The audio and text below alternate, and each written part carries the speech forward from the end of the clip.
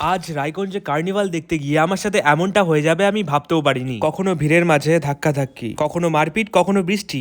আজকের গল্পটা শুরু হয় অধীর অপেক্ষার পর টোটো পেয়ে সোজা চলে গেলাম বিদ্রোহী মোড়। সেখান থেকে ফটাকসে হেঁটে হেঁটে চলে এলাম ঘড়ি মোড়। তবে তুমি আমি মিলে করবো এক্সপ্লোর আজকে রায়গঞ্জে কার্নিভাল। দেখে তো মনে হচ্ছে রায়গঞ্জের সমস্ত বাসিন্দা আজকে চলে এসছে ঘড়ি মোড়।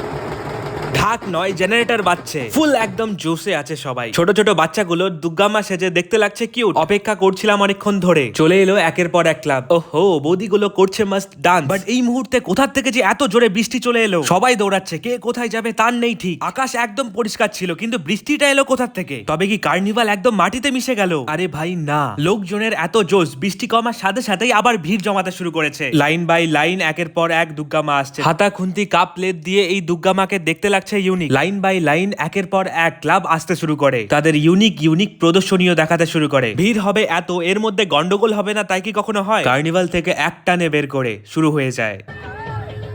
এই গন্ডগোলের বিষয়ে কিছু জানলে জানিও আমায়।